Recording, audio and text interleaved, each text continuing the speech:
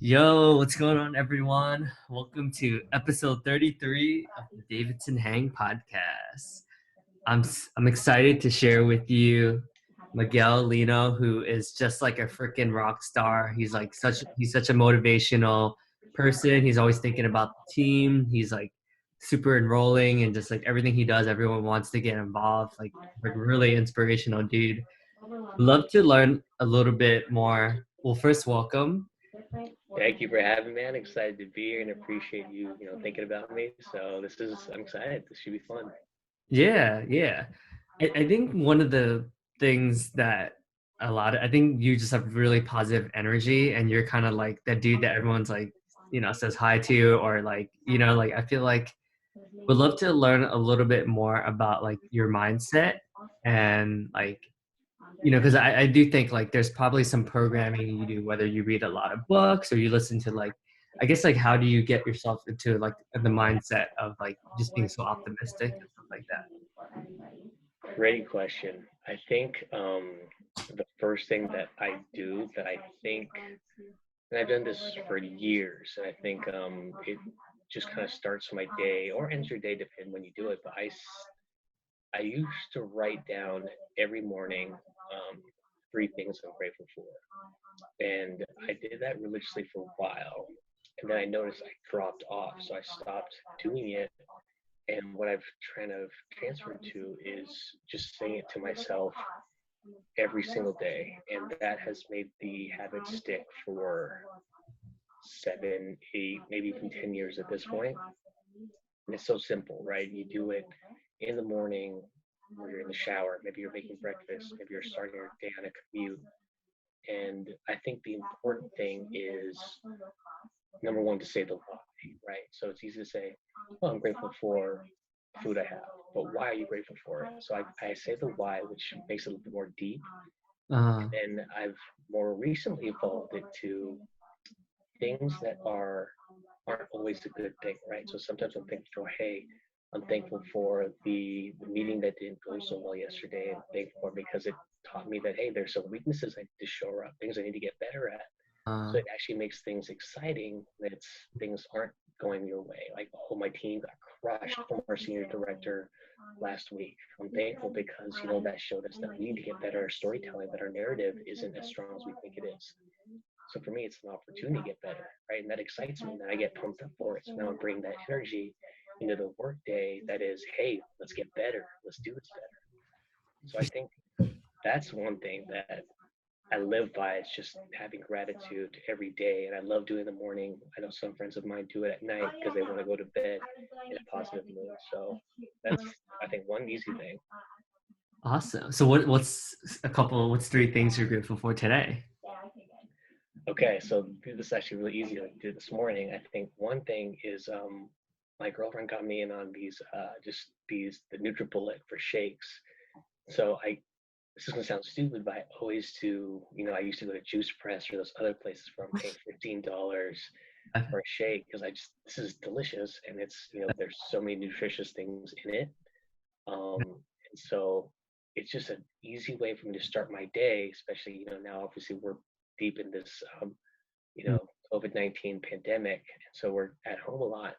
And so I can start my day just putting all this nutritious stuff in my food, um, get it done in about 5, 7 minutes.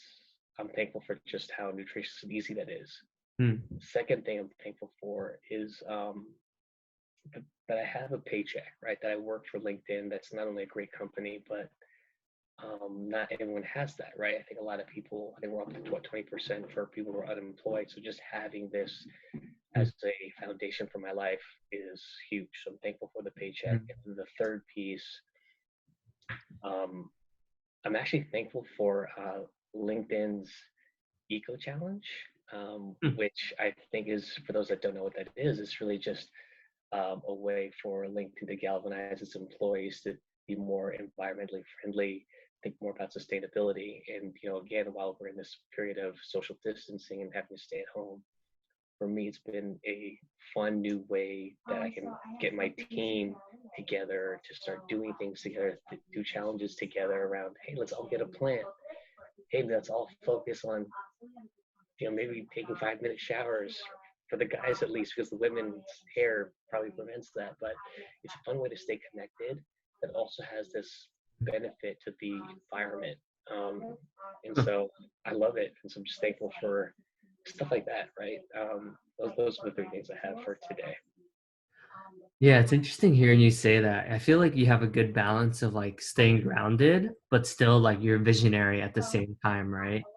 I feel like most people are one or the other, but like it seems like you're adaptive. Like you can be very like rah rah, like hey, how you doing? Very like people manager, but then Mm, tactical and you know how to like get stuff done too.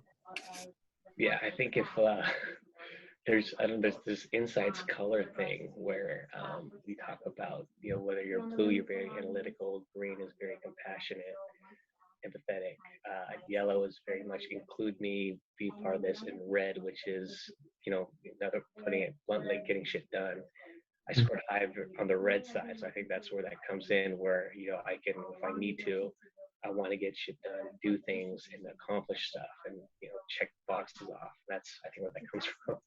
Oh, Yeah, interesting. Okay. Well, dude, like honestly, I'm surprised. Like, how come you didn't tell anyone about like what you just contract? Like, I now you have to tell us what that's like. Like, I feel like everyone's curious. yeah, Like walk us through like the emotions, the feelings. Like, I mean, it sounds terrible. yeah. So just to share what Davidson and I were talking about a little bit earlier, I actually contracted coronavirus maybe almost 3 weeks ago now, and so that was interesting because obviously my feelings before that was, ooh, I don't, it's not something I really want to tangle with. I know that for young people, our mortality rate's a little bit lower, but still, it sounds like something that you want to risk. And so I was actually very, I guess, fearful of getting it, partly because I knew that the inherent risk living in New York, right, when we're over 9 million people in this highly densely packed area. So I thought this is going to spread for sure. Um, Hmm. so I was really nervous. And so my girlfriend, actually, she's a nurse, and she contracted it at work. Hmm. And so I remember she was telling me how her coworkers were getting sick. And I'm like, oh, wow, okay, this is not good. And then she got sick. Hmm. And I didn't think anything of it. We was just trying to get her to feel better, and she actually recovered very quickly. Right, I think Hmm. her symptoms were sore throat for a few days, then a dry cough, and Hmm. then she had a fever for a day. Then for her, by day 4 or 5, she got better, but she lost her sense of smell and taste, and it's been Yeah. 3 weeks, and she's just getting it back.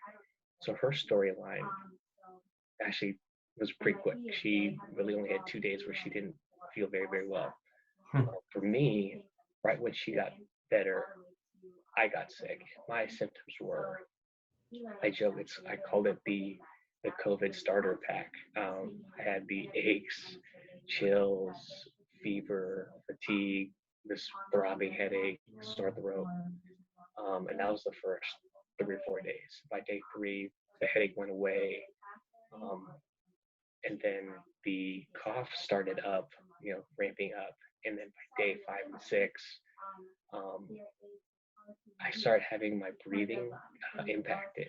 So that's when I started to get really worried, because I know that's where people really have to go to the hospital. They get incubated, and where they deaths start to happen. It's resemblance of pneumonia, difficulty breathing. So I started to think, what if I just wake up one day and I can't breathe and I have to go in? So that really worried me. And I'm just, again, going back to the gratitude thing. I'm thankful that it never went past that. I think I had a fever for 10 days. I had a cough for much a little bit longer, and then had the impacted breathing from days 5 through 12.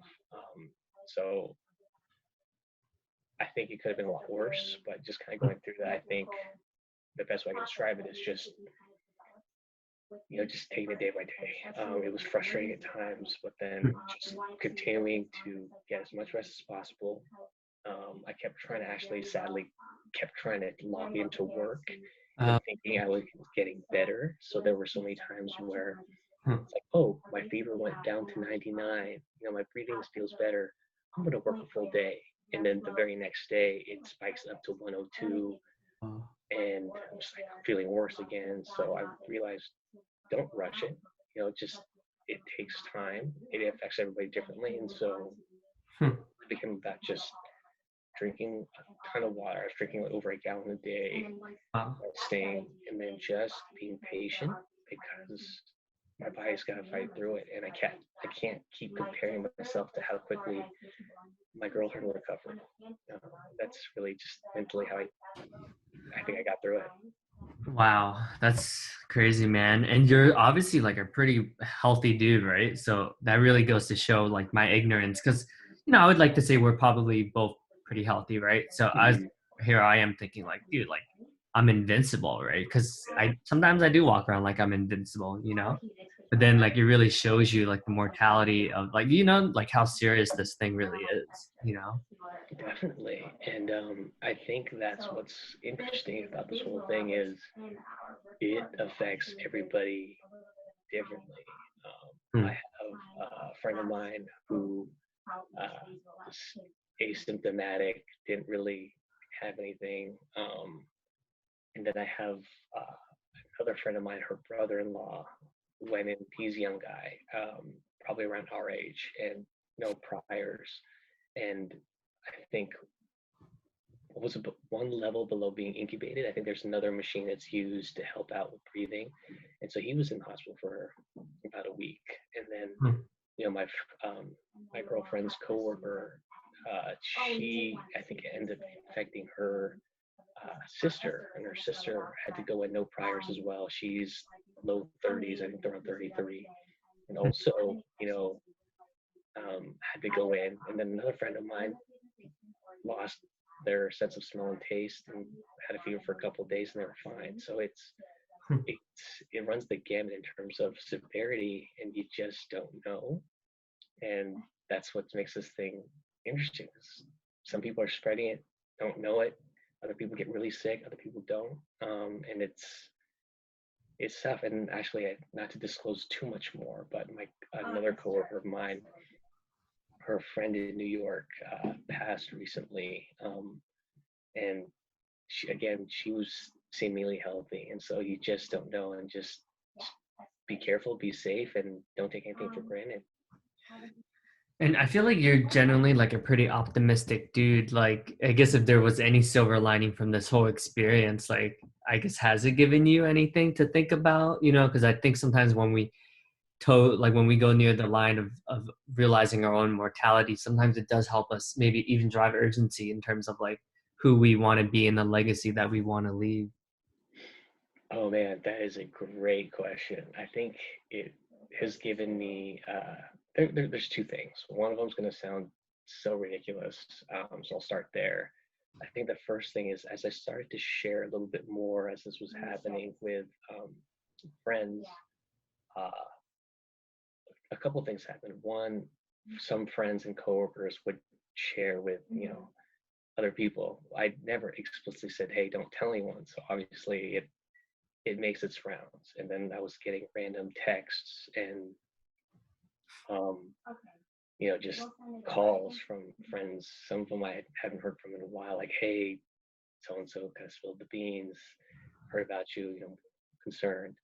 So one, it makes me grateful for just everyone checking in. But then it got to the point where it actually, I was getting so many questions, so many people Uh, calling in that um, I was like, "Fuck, there's a lot of people I need to respond to, not to sound rude." And so for a while there, I was like I don't want to say annoyed, but kind of annoyed, like, man, uh, I'm getting inundated with a lot of people. Certain, and then I had to, turn my thinking around, like, wow, uh, this is amazing that so many people are checking in. And I have to remind myself, not everyone's going to have that. And so when hmm. people are checking in, that to me was pretty heartfelt. Like, wow, this many people want to ask me daily how I'm doing, want to check in. Mm, And some people took it a little bit further and tried to play doctor, telling me what I should or shouldn't be doing. But still, I had to see it as like, that's amazing, right? So it yeah. became from grateful to kind of frustrated to, again, this reminder that I have a strong support system that cares about me. That is fantastic. So I think that's the first thing. The second one is Mm, I can't take other things for granted. So, I've also self-admittedly, I don't talk to my parents very often. I mm, don't talk to my brother very often. If anything, it's text messaging maybe once a month, right? So I'll share that with everybody.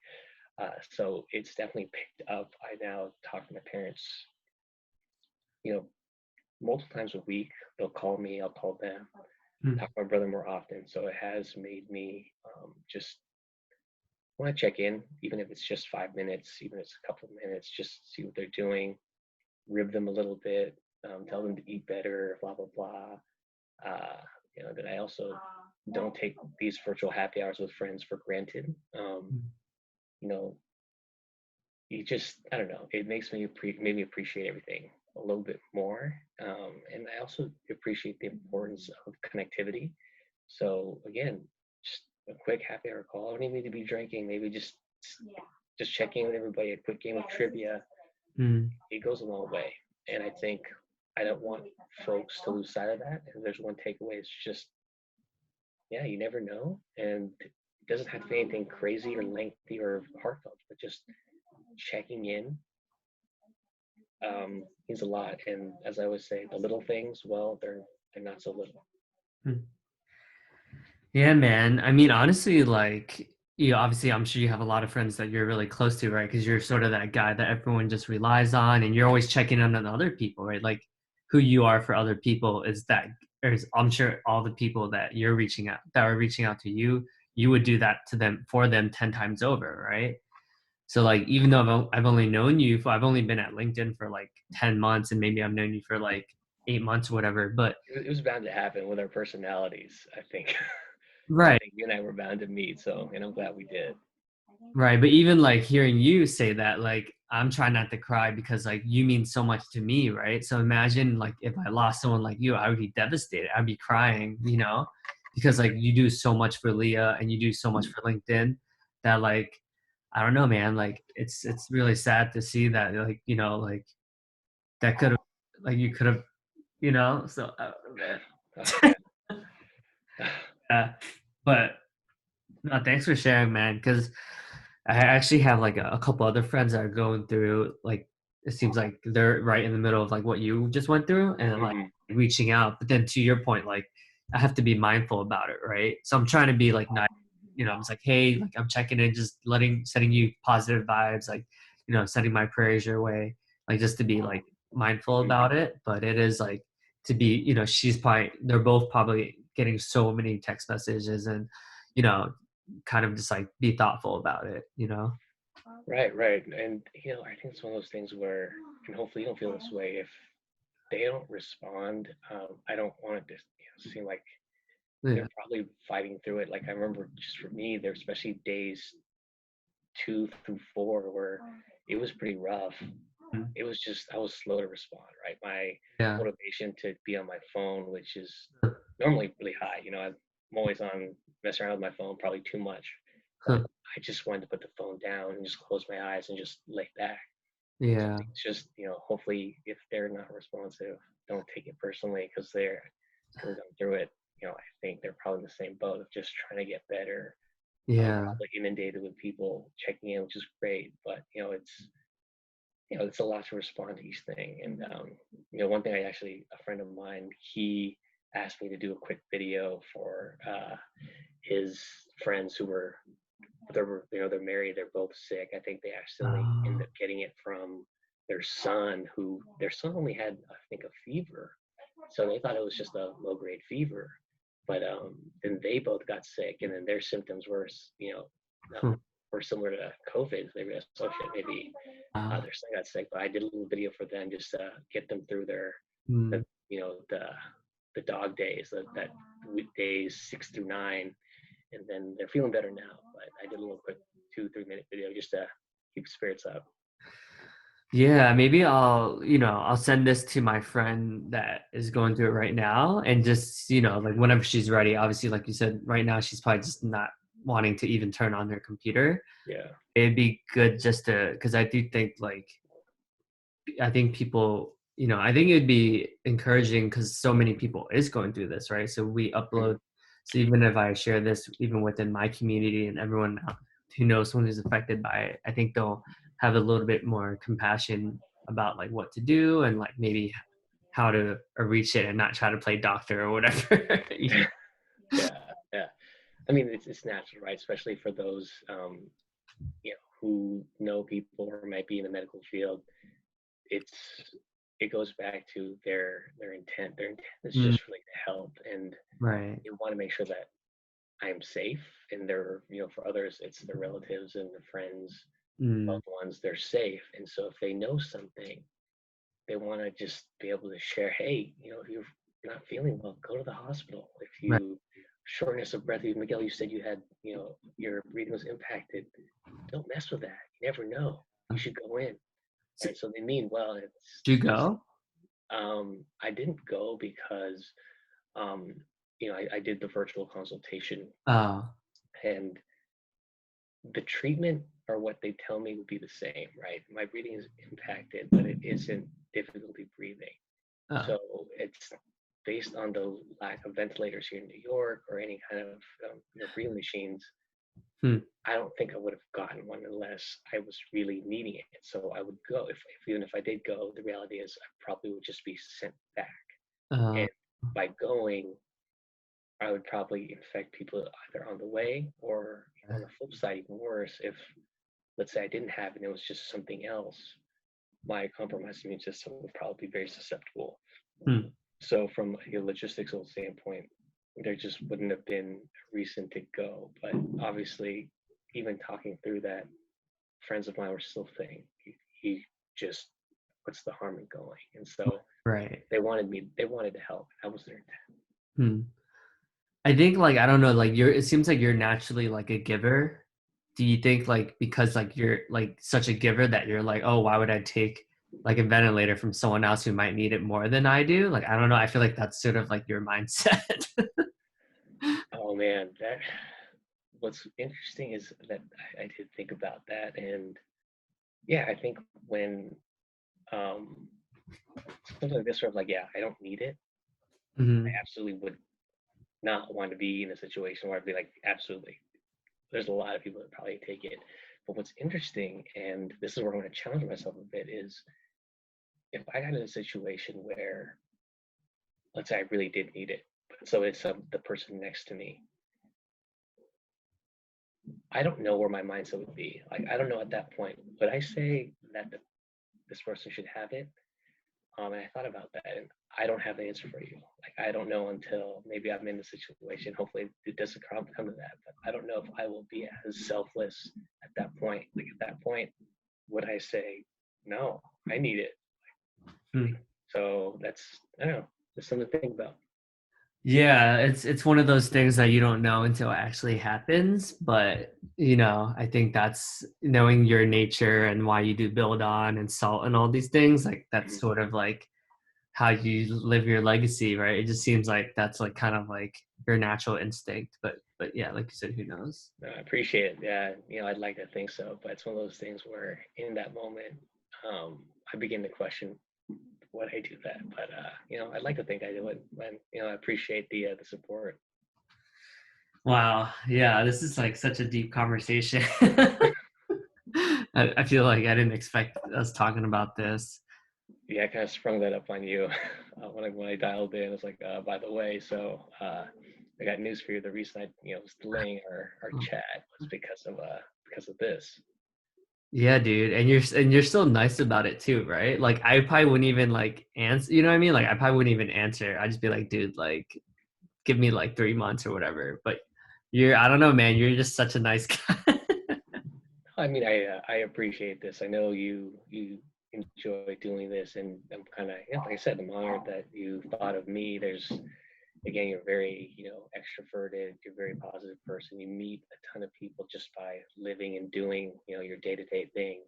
So it's probably a million and one different people you probably could have asked to do this. So for me, it's like, oh, I'm honored. He asked me. I want to, get this, have this opportunity.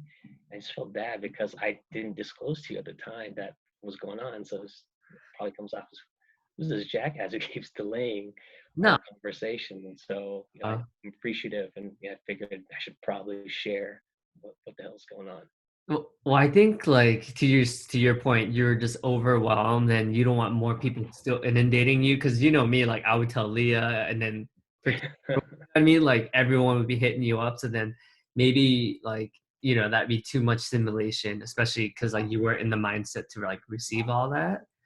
But at the end of the day, obviously, like we all love you and you're the man, and like it is sad to think that like you even have to endure that pain. But like you said, it seems like you're always able to see the silver lining with every obstacle or every, and I don't think everyone has that, I think some people are like, why me? I'm not saying everyone's like that, but I do Yeah, think like people's default is like, why me? Like, blah, blah, you know what I mean? And then you are like, I'm like, what the, like, yeah. crazy. Yeah. Huh. Yeah, I don't know. I think maybe that's just how I think through things. But I think, for me, just going back to the gratitude, I have to think of the positive that comes out of this, or how I can use this to, reflect, look at things, and it's give me an opportunity to, oh, this is downtime to think about things I care about, things I want to do. Um, kind of wish I continued with that motivation, but it gave me an opportunity to think about just how I want to spend my time, or Mm, even, when I think about being in New York. mm, New York's an amazing place, and what are the things that I want to do when New York opens back up? Like, what do I want to see? mm, What are some places I want to go eat at again? Um, it's giving me appreciation for that, but mm, not to stray too far from our conversation, but it also gave me an appreciation of, honestly, how much money I'm saving by staying home. So when I go yeah. grocery shopping now, I'm very mindful of the bill for groceries, and I look at that, I'm like, wow, I would normally spend $100 or so going out with friends or girlfriend just to go eat out at dinner. Yeah. That's how much I spent for a week and a half on groceries, for two people, and then some. It's like, okay, this isn't a bad thing. This is this money I'm saving. So on both sides, I'm grateful for what New York offers, for all the different cuisines, different I don't know, events happening, but also I'm grateful for, oh, this is an opportunity to save a little bit of money, do a little bit of cooking, stay home. So I think I appreciate both sides of the spectrum in that sense. Wow. So what are some of those things that you would want to do? So maybe a couple activities and a couple restaurants. Ooh, okay, couple restaurants. I think one thing that definitely comes to mind is pizza. I know that's everywhere. So one, I think two of my favorites right now are, is Totino's, which is the spot in Coney Island, or right by Coney Island. I would say that is my favorite pizza that I've had out here in New York. I know those are fighting words right there. The other really popular one that I think everyone talks about is Lucali out in Carroll Garden. Huh. I have only been there once, but it was delicious, and I mean, it's a whole process. Like, there's this thing where you have to line up before it opens. You get there like, I don't know, like Wow. 4:30, and then it opens up at 5:30. Put your name down, and then they tell you to come back. So it's the whole experience, but it is delicious, and their calzones are awesome as well. So that's something I'm looking forward to and lining up for when this is all said and done. In terms of activities, this one's going to sound ridiculous, but I'm actually looking forward to taking boxing classes again with my friends. So, if you know this, when we were in the office, but One thing I've gotten into the last 6 months is just workout classes with friends of mine. I think um, being in New York, and for those that don't know, I'm from California. I've been out here for 4 years, but the first few years, I did a lot of just going out and then, oh, we're gonna go drink, we're gonna go eat food, we're gonna go to happy hours. And this past year, it's been, or the last 365 days, it's back in 2019. Some friends and I got really into working out, so I'm really looking forward to just getting back to doing boxing classes, doing yoga classes, just, I don't know, weightlifting or anything. So I'm looking forward to that, and then just really just spending time with friends. If not working out, then it's we'll go out to have dinner, hot pot, I like 99 flavor, or just going out to the park now that it's nice outside. Um, Mm. Maybe a rooftop bar. So really, I don't have a place in mind. It's more just getting to spend time with friends again and appreciating all the different things that New York has, whether it's comedy cellar, music shows, and just spending time with friends while it's nice out. So for me, there's no specific thing. It's just that quality time with friends and being outdoors is something that I can't wait to get back. That's awesome. And did you say you bought a new house or you're moving into a new house? I wish I would probably need to work 2, 3 different jobs at LinkedIn to buy a new place. But yeah, actually, uh, the lady and I just picked up our keys today, so interesting time to move. And so we are actually moving to Borum Hill, kind of near Barclays. Huh. Yeah, so that's exciting. And I think what's cool is with the shelter, this quarantine in place, it gives us really an opportunity to focus on furnishing our spot and getting it set up. And who knows when all this kind of starts to lift? Maybe hopefully June, July, or August or something. We'll have you over. I can meet your fiance. That'd be great. Um, we'll have friends over, so it gives us an opportunity to get our place all done up. And then when hopefully the time allows for it, we'll have people over and enjoy the new spot. Yeah. It's awesome like hearing you. I mean, I feel like you're always pretty like because like you're like a very busy guy, right? Like you're involved with like every nonprofit. Actually, Louis, before we jump into the next thing, I do want to ask you if you have any spots that you're excited to try. Yeah. I've been sharing a little bit. I want to hear more about what are some things that you're looking forward to. Maybe I should take notes. I can't wait for actually so my favorite pizza spot is Spumoni Gardens. Have you Oh, been? not heard of that. I don't know. Tell me more. So good, dude. Oh my God. So what it is it's this pizza where the cheese is on the bottom and the sauce is on top. So the sauce doesn't dry out. So it's like a very so Mm-hmm. it's like fresh. Mm-hmm. So that's like a really old school spot that's been around for like over 150 years. What's it called again? Spumoni Gardens. Moni Garden. Okay. I'll send you the link to that Yeah. one. I want to go to the one in Carroll Gardens that you spoke about too, because I'm a huge like foodie. Mm-hmm. And I was so this was our icebreaker question that my team had during our team meeting this week, and Yeah. I said very fresh noodles in Chelsea Pier in Chelsea Market. Fresh noodles. Have you heard of it? It's called Very Fresh Noodles. I have not, but I am writing this down as well. Okay. It's this it's like have you ever had a Taiwanese beef noodle soup? Yes. Yeah. It's like so they make the noodles right in front of you. So you see it and it's kind of like a show. Like the way they make it is like this really razzle dazzle type of show. And then they were so popular that they kept expanding and expanding. So first they started off with like this little corner and they expanded and now they have this huge like section in Chelsea Market. So it's They're doing something right. yeah, it's really good. Nice. Okay. And then outside of food, any activities that you were just, looking forward to? Yeah, that's good. I think like one of the beautiful things about Manhattan, and it's like timely too, because right when this is over, it's like the rooftop parties are gonna be bumping. Exactly. Yeah.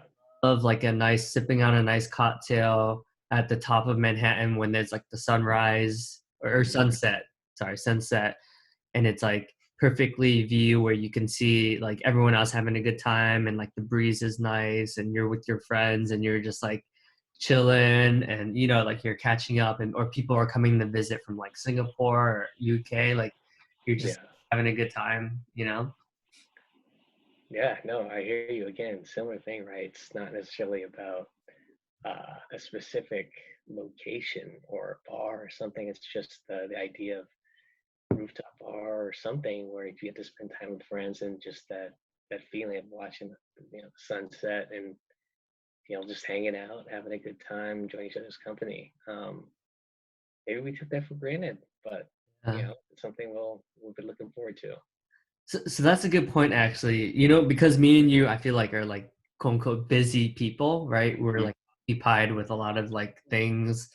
Do you think that because of this you may take a step back and kind of like maybe like refocus on less things, or do you think like we're slowly going to go back to like the normal way of being?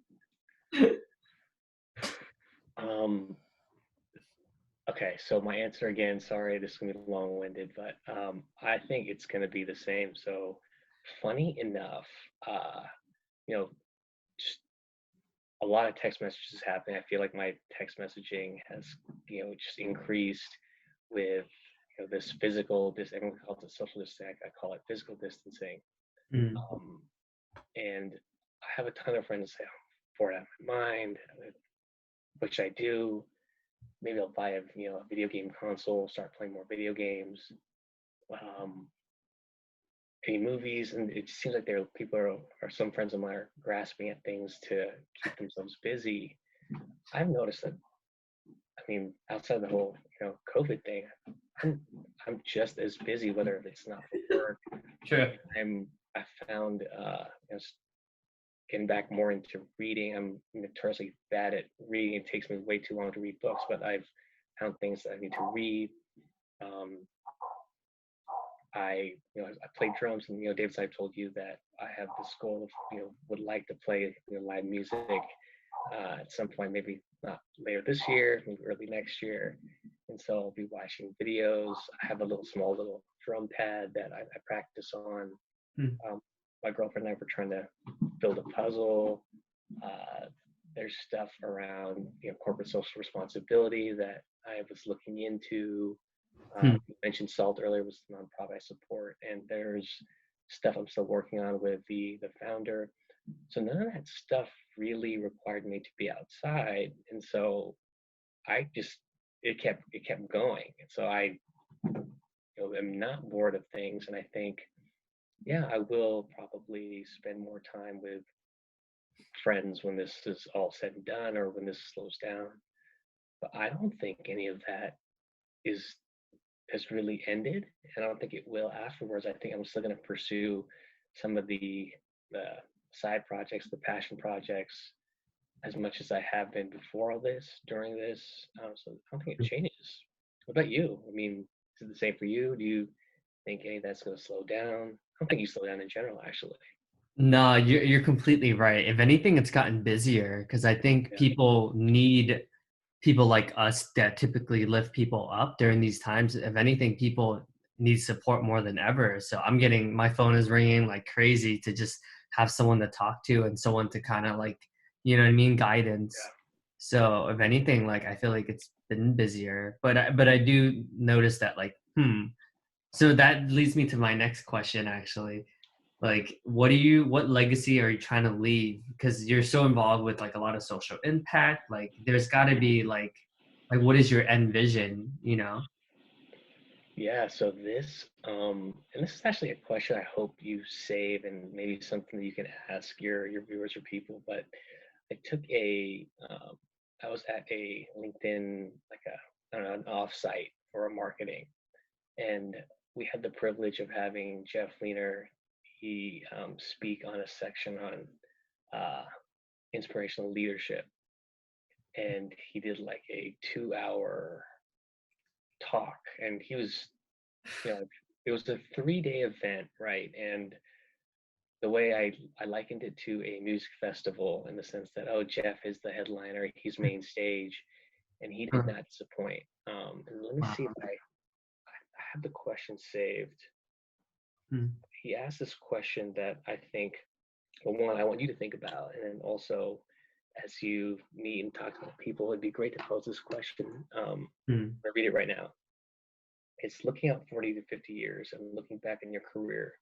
What do you want to say you accomplished? mhm, And he asked us that question, and it caught all of us, off guard, and we had to come up with an answer as quickly as possible. And immediately, one thing I realized is I don't think about this question, and yet it's actually really important. When you and I talked about thinking about the long game and make sure that what we're doing is taking us one step closer to what we want to accomplish. I don't think about this enough. And for me, what I ended up saying, which relates to your question, bring it back to your question, is I ultimately want to bring people together to positively impact or serve, um, or provide more educational or life skills, resources, opportunities for underserved communities and students. So, really, I want to be able to galvanize and bring people together to just provide opportunities to learn. And it doesn't have to be, I think people focus on the education piece, but I brought up life skills because I think that's also part of it, for those that don't have the opportunity to have a formal education or just opportunity to learn, period. And so that's where I really want to focus on underserved students or communities. mm, That's what I'd like to do. And that's what I think I'm striving towards and trying to, when I mentioned corporate social responsibility, that's kind of what I want to move towards and why I'm involved with SALT, which is a nonprofit that provides college readiness for the underserved youth in New York. That's really where I'm engaged and passionate about, and I want to move my career towards eventually. mm. And I know like Salt is not a company that you started on your own. Do you think like you would ever start like your own company, or is it such in far alignment that it's almost like your baby? When I start my, ooh, man, I think when I'm brave enough, yeah, that might be the goal. I'm not quite there yet. Maybe I'll never be quite ready, but I probably should. But maybe that would be pretty cool. I think right now it's just seems a little too far off, but that'd be something to strive towards. I don't see why, if I got really, really into it and moved farther and farther down that road, why that couldn't happen. Yeah, I mean, you have all the tool sets, right? You clearly like know how to motivate people, you know how to inspire, you know how to like I mean, you got me to do Leah, and that was something that I honestly never thought I about. think what happened at some point, I think your passion around it would have brought you there like a moth to a flame eventually. But Right. yeah, yeah, But like I feel like you do have all the skills, right? So I'm sure you can. And to your point, I don't think anyone's ever ready, right? It's like that's what yeah, they say about marriage. It's like I don't think you're ever ready. You just kind of like jump off the deep end, and then you're kind of like, oh shit, I'll figure it out on the way, like on the way down, you know? yeah. Yeah. Well, this conversation has been really insightful. Honestly, I didn't expect to go this deep, but I definitely think that it makes you kind of wonder, like, hey, like, what it what is important to me? You mentioned talking to your family more. That's awesome that you're taking action. That's like really inspiring. I mean, you do so much, right? So it's kind of like, do I want to help out like thousands of college students or high schoolers get into college? You know what I mean? Like I see Yeah. where you're coming from. But Well, yeah, one I think this one was thing I do, I think last thing I do want to call out. I mean, just you just sparked an idea or a thought. I think when people ask the questions about their future or career conversations, I think there's obviously a group of people that are drawn to it, like, oh yeah, I want to be this, I want to be that, I'm passionate about this. Like, here's what I want to learn. And then there's another group of people I've met who like, I don't really have aspirations. I just want to keep learning. I just want to enjoy what I'm doing. And I just want to call out that I think one thing to think about is it doesn't have to necessarily be a profession or a dream job or a goal, right? I think sometimes that is often what people expect people to strive towards. Mm. But I think it's important just to think about things, doing more about the things that matter to you, right? Yeah. Or spending time with people that matter to you. I think that's the most important thing, is that it doesn't have to be, oh, I want to be CEO, but maybe, hey, I really appreciate, I don't know, doing yoga. Mm. Do more of that, right? It doesn't have to be a career thing. It's just making sure that you are aligning yourself with things that matter to you or important to you, that give you energy, Mm. um, and give you life. That's just the important thing. Is just make sure to do more of what you love and what means stuff to you. Mm. Yeah, that's a huge takeaway. I do think too often we kind of go the safe route and we're kind of like, oh, it's comfortable and I know, and I think sometimes we're like afraid to even do what we want because because we have other commitments, whether it's like Yeah, kids or family and whatever it is, right? But at the end of the day, like if you're not like happy, then maybe, you should do something that makes you happier. And even if it's little by little every day, you slowly integrate it. And then before you know it, you're doing like weekly yoga classes or boxing classes or CrossFit, yeah, you never know. So it's good just to take that dive and then eventually you'll start to integrate it into your life. right. And baby steps, right? Maybe today it's I do yoga once a month. Can you get it to twice a month? Eventually work your way up to once a week, right? It doesn't have to be this grand thing where now I'm doing yoga twice a day, 2 a days, 60 minutes each. It doesn't have to be that crazy. It's just make sure to find ways to slowly integrate what you care about more and more into your life. Probably enjoy life more, and Mm. it'll somehow positively impact the rest of what you do because you are energizing yourself. You're filling your cup. Yeah, and I know I want to be mindful of time. I think you said you have a 7 o'clock. Yeah, yeah, yeah. All right, Miguel, this was an awesome conversation. I really appreciate you, brother. And yeah, I'm glad you're Same. safe and sound, man. Definitely Thank you so much. bit. Yeah, and thank you again for having me, and just really appreciate thoughtfulness, and just seeing you caring so much about my experience. It means a lot, man. Just appreciate you in general. Thank you. Take care, man. Have a You good too, Davidson. You guys be safe. You and your fiance and family, friends. Take care of yourselves. day. You too. I mean, we'll chat soon. Okay. Thanks again.